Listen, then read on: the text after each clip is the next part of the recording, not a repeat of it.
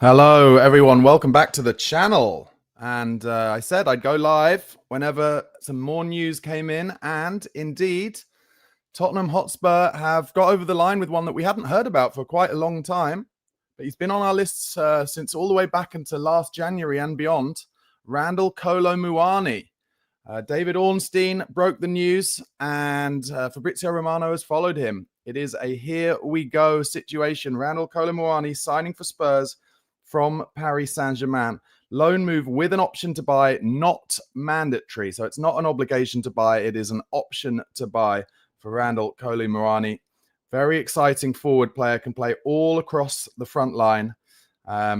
Big player. French international, probably most famous for having that shot saved in the last minute of the World Cup final by Emi Martinez, but also quality player, did really well for Juventus when he went there on loan from PSG. And once again, Spurs sweeping up Paris Saint-Germain's unwanted players. Sai's going to go well, straight in. Not feeling very positive about that one. This one saying he's trash. Oh dear. TSOM doesn't agree though, saying great news. Listen, I think the important thing for me is that we are realizing that we are light in the forward lines and therefore having to bring in experienced players. I think Spurs, once again, proving themselves in the boardroom to be reactive rather than proactive, and very quickly kind of moving from their transfer strategy to only get, which started this summer for only getting Premier League experienced players, and now quickly pivoting when we couldn't get those or refused to pay the money for those Premier League experienced players to kind of internationals. And this time we've got one who is 26 years old. So he's not young, and he may be able to help along some of our very exciting young players. So he's going to go well. He's already said he's trashed and then said we're finished. So not feeling very good about this one. Matteo asking, are we getting anyone else? Well, there's been talk, hasn't there, over the last couple of weeks that we're looking for defensive reinforcements as well. So let's see what happens. I'm going to basically just keep rolling with the news coming in as it does about potential signings. Stephen Martin says, I had no options, just a straight loan, I think is what you were trying to say there. Yeah, it's an option to buy at the end, but nothing mandatory. So it's not an obligation, it's an option to buy. And Primo Italia says, is he the same player that Spurs did not get in the January window? That's right. We went for him in the January window, but he went to Juventus instead, and he did pretty well at Juventus. He certainly started really well at Juventus. He's got a lot of experience, good player. He was at Eintracht Frankfurt, wasn't he, before he went to PSG? And like so many at PSG, hasn't exactly ripped up any trees there, but did well at Juventus on loan. Theodosis says, we're getting so many French players. That's true. He'll fit in pretty well alongside Matthias Tell, Wilson Odobert, and the like. I think it makes sense, personally. I do. I think it makes sense. We need cover, that's for sure. And that's exactly what Elko is saying. Need cover for Solanke's injury. So for those of you who didn't hear this morning, there are reports that Dominic Solanke's ankle injury is worse than Thomas Frank let on, and so we need forward cover. TSOM says he'll score bucket loads with Xavi playing behind him.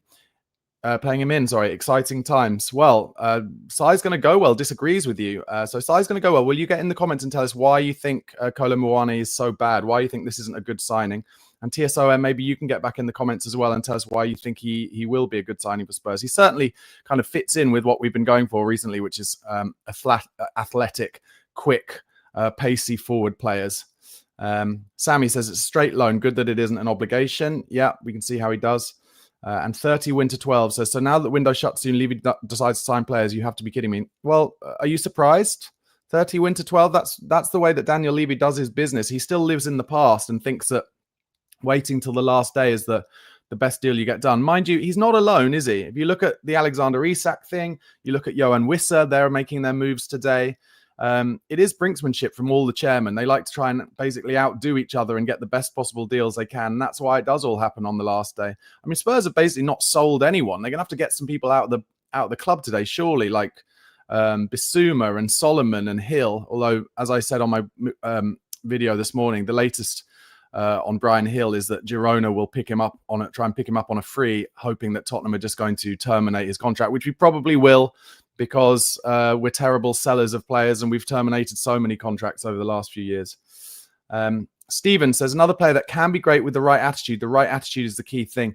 Well, one thing I think we do have in our favour with players like this is Thomas Frank is clearly an excellent communicator. And if you take away the Bournemouth game, we've seen enough already that he is getting the most out of some of those players who have been treading water a little bit for the last few years. So maybe with players like Xavi Simons and Randal Kolo Muani, he can get the best out of them. Suit Measure says he's technical, good touch, but not top quality. Bodies on deck. I mean, we're not fishing in the waters of top quality, though, are we? Really? I mean, Xavi Simons has the potential to be top quality, but it's fair to say he's not top quality yet.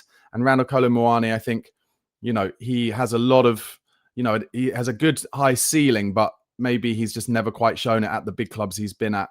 I'll certainly be looking into seeing how he did at Juventus and why Damian Comoli in Juventus didn't go through with it. Matteo asked, is Lookman coming as well? I doubt it. I imagine this is instead of Lookman because Atalanta were trying to do a permanent signing and Spurs didn't want to go for that.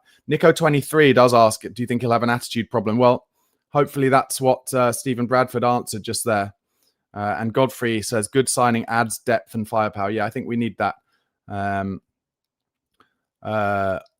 here we know. Says, not going to lie, not excited at all about this move. And TSOM says, we still need a left winger.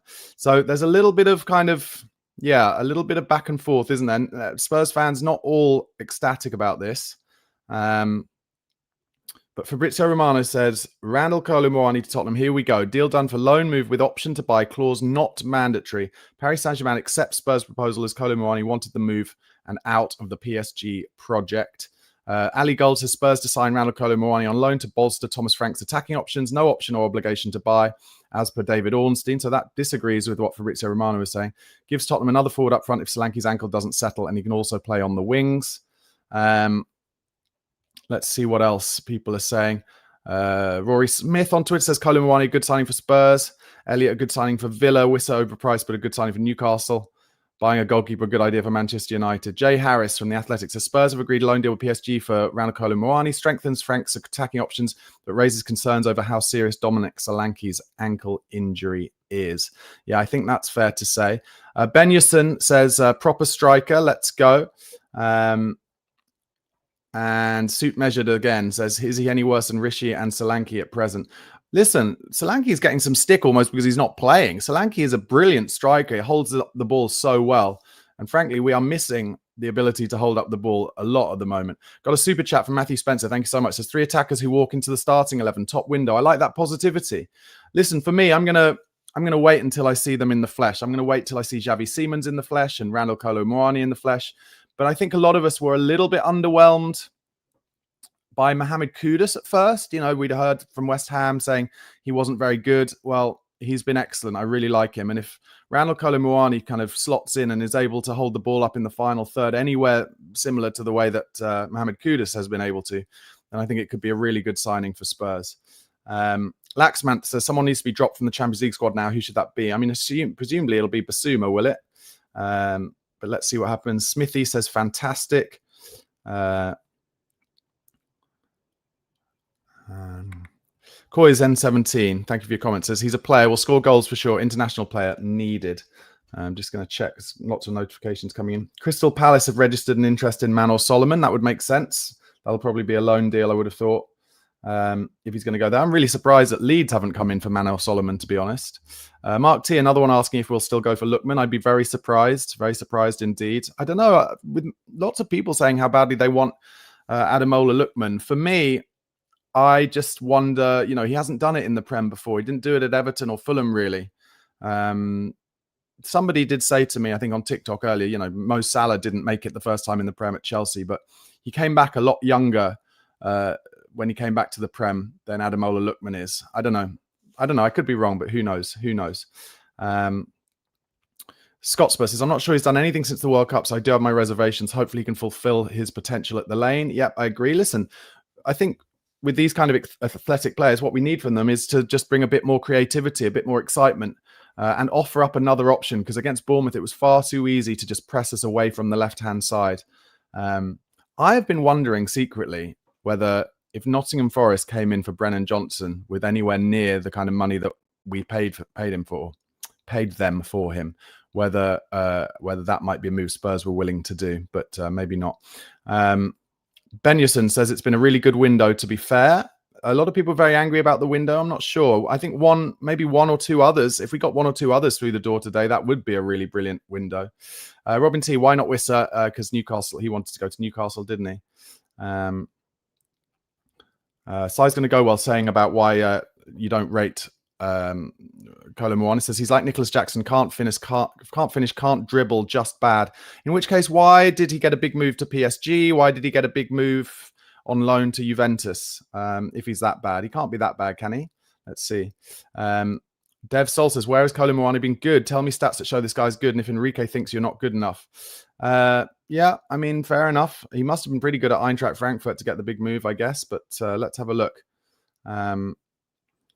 TSOM says he's athletic, sharp, and can finish. Speaks French like Xavi and has a bit of flair. Built like Sarr and gets stuck in like him. Good movement off the ball and quick. A top player. So a lot of differing, and this is the good thing about football fandom, isn't it? A lot of differing opinions. Some people really rate him. Some people don't. We've certainly had players in the door at Spurs who fans didn't rate. Kulusevski at first, people didn't rate. Thought he was absolutely cooked after his first performance. Thought he was slow and rubbish, and he's proven himself to be brilliant. Just remember, guys, sometimes players work at certain clubs really well and just feel comfortable and fit in straight away. So let's hope that that's one of the situation we get this time. Robert Yee says another dart, maybe it'll hit something. Can only hope. And Sai's going to go well. Double downing, saying Timo Werner 2.0. Well, I would be very, very surprised if he was bad as Timo Werner. Etienne MSN says, as a French Spurs fan, I'm more than happy with that news. Eric Lamella Killingsbury, great name, says he's top quality. And if you don't like this guy, you don't know ball. And Dark Sung says, imagine Kolo Muani and Seaman score against PSG, lol. Yeah, that would be amazing. Middle Ground asks, am I jumping the gun again? Well, I'm just going off what David Ornstein says. The deal has been agreed all around. So he's not holding up the shirt yet, but the deal has been agreed and he wants the move. So let's see what happens. Fabrizio Romano has just given a bit more detail. He says, more on Randal Kolo Muani and Tottenham exclusive story from last night. The deal does not include any buy option clause after final email exchange between Spurs and PSG. Understand Spurs pay a €5 million loan fee. So probably worth a squirt, I'd say. Too Darn Soulful says, why the hell does the board not recruit someone and tell him his job is to sell players? FFS, not rocket science. If they have someone, then sack him. Yeah, I don't disagree. We are probably the worst club in football at the moment for selling players. That's for sure. Koizen17 says, Thomas Frank will get the best out of these players. He proved this at Brentford. Yeah, I completely agree. Gilbert Tan saying, Solomon is like a Hazard regen, man. I want him back. Is he? I don't know. We haven't seen enough of him. He got injured, didn't he? But clearly, if we're bringing Kolo Muani, I don't think Thomas Frank really rates him either.